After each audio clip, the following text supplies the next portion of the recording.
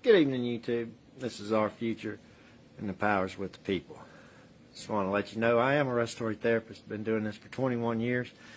I've been kind of all over the place doing this. I wanted to show you our equipment room here. So we want to talk about COVID-19 for a few minutes. And first thing I want to say is does it look like there's a ventilator shortage? There's not. Okay, as a matter of fact, we're running less ventilators right now than we would normally run. And that's because people are just staying home. They're not having elective surgeries.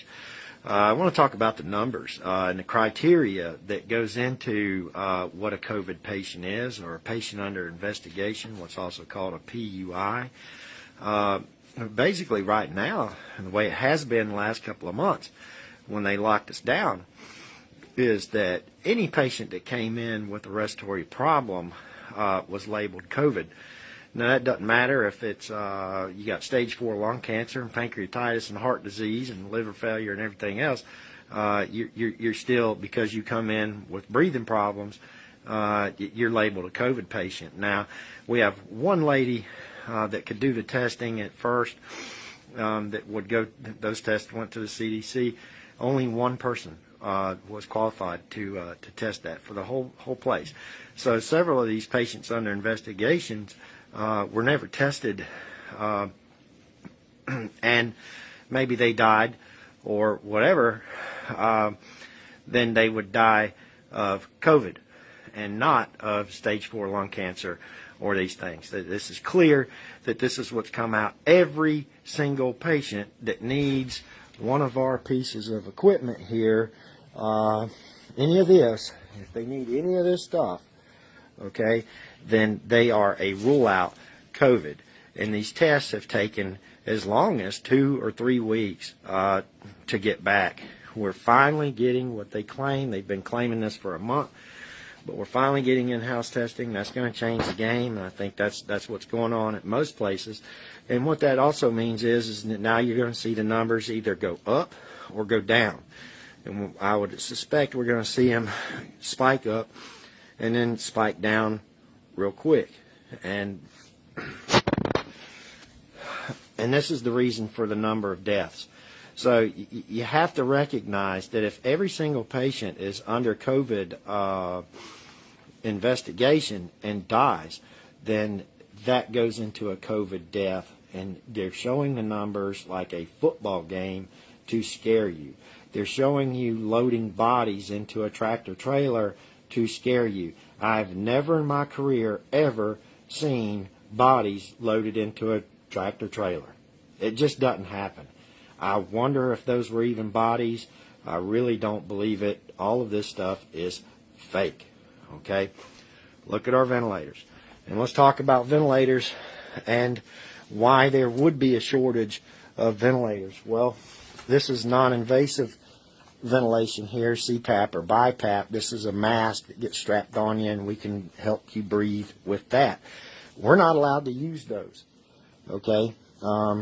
We're finally opening up to where we can use them a little bit, but for the most part, since COVID came out, they said absolutely not. That's going to cause the virus to spread all over the place by spraying aerosols everywhere, and so we can't use it. You have to let the patient crash and go straight to a ventilator. Okay?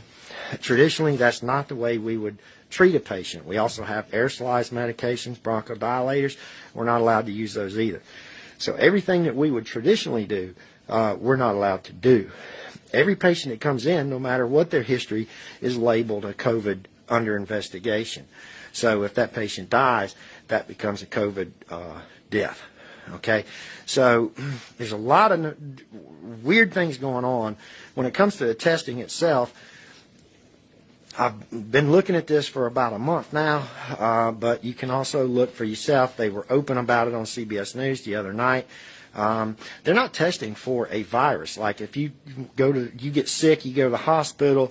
Traditionally, you get tested for flu A and B. Flu A, by the way, is H1N1, the one that killed everybody in 2008. They'll test you for RSV. Those are actual viruses that they will test you for. This COVID test is different. They're testing for an RNA sequence from a reaction to the virus. And look this up. Please look it up. They're not testing for a virus. There's not one test that tests for a virus. Okay? Then they put it in a PCR. It's a PCR test, which means it amplifies it. So if there's any one little shred of that RNA sequence from a damaged cell in your lungs or in your nasal passage, you're going to test positive. Now, that can come from cancer, that can come from radiation, that can come from several things. So, and then you hear all this talk on the news about antibody therapy and all this other kind of stuff, people wanting to donate plasma, everything else, but they're not talking about the virus itself. They're not testing for the virus itself, and that's a big, big issue, because that makes you say, well, is this as infectious as they're telling us it is? Because if it was as infectious as they're telling us it is, these would all be in use and everybody would be dying, and we're not seeing that. Okay? This is unbelievable. Every bit of this has been created, okay? If you cannot use the non-invasive ventilation and have to go straight to the ventilator, that creates a ventilator shortage. But you also want to ask, why is Ford and GM in the business of making ventilators when we have plenty of companies that already make ventilators? You know, what kind of ventilator is it? What does it do? Who's going to train us on those ventilators? And, you know, how's it going to be tested? And then, what is the cost per ventilator that the United States is paying Ford and GM for these products that really aren't obviously needed? So all this talk you hear on the news by the governors and everybody else, we're having shortages of ventilators. It's not true. It's not true. Okay? So how about healthcare workers? Yeah, we're getting 1 or 2 healthcare workers are coming up positive. And, you know, that would be expected, but I would actually expect a lot more healthcare workers to get sick and come up positive. And we've had some extreme contamination issues from patients that didn't show any symptoms, wasn't a patient under investigation, and then all of a sudden came up positive, and none of those healthcare workers came up positive, got sick, carried a fever, or anything else. Just to show you real quick, here's my PPE that I have to wear. Sorry.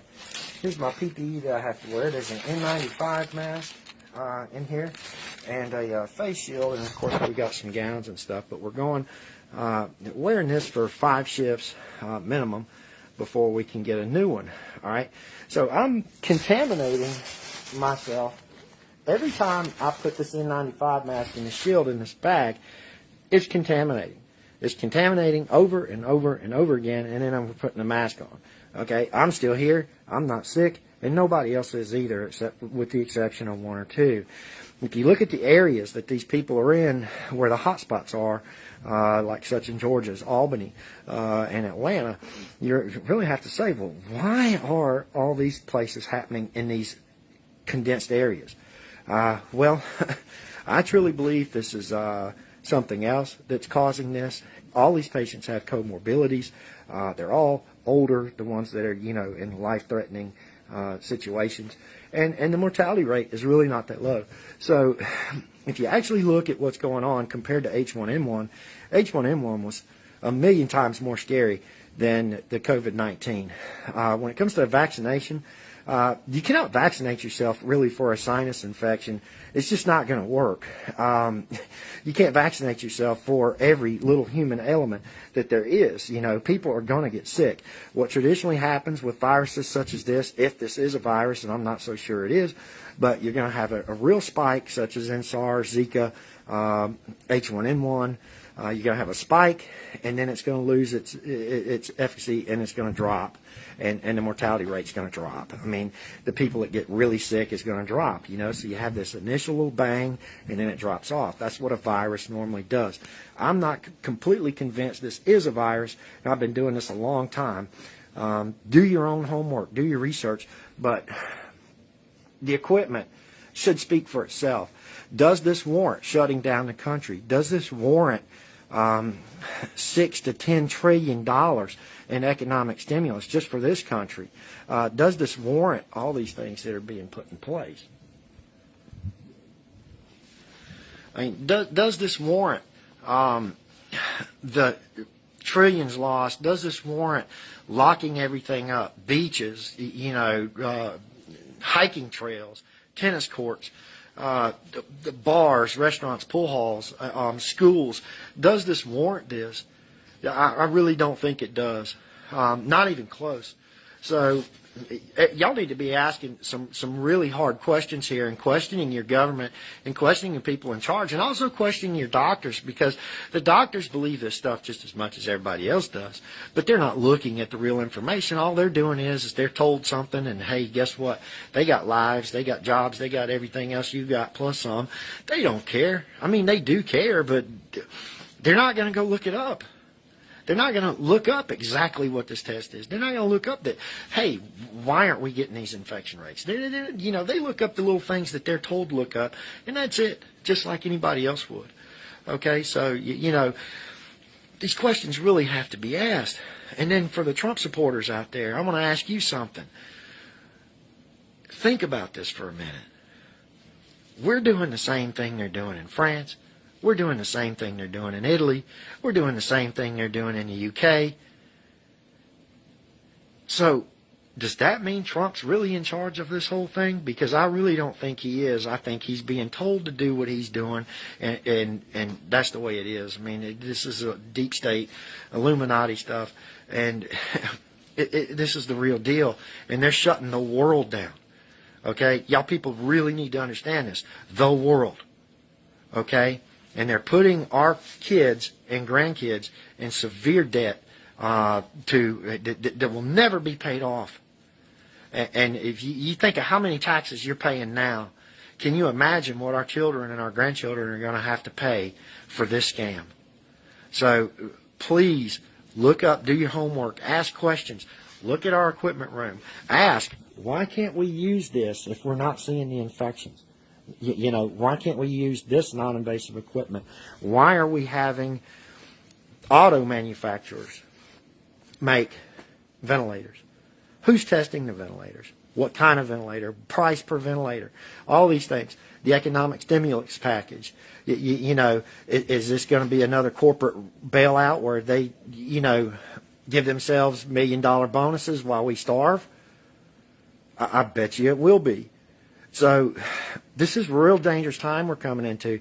When it comes to the vaccination, I promise you,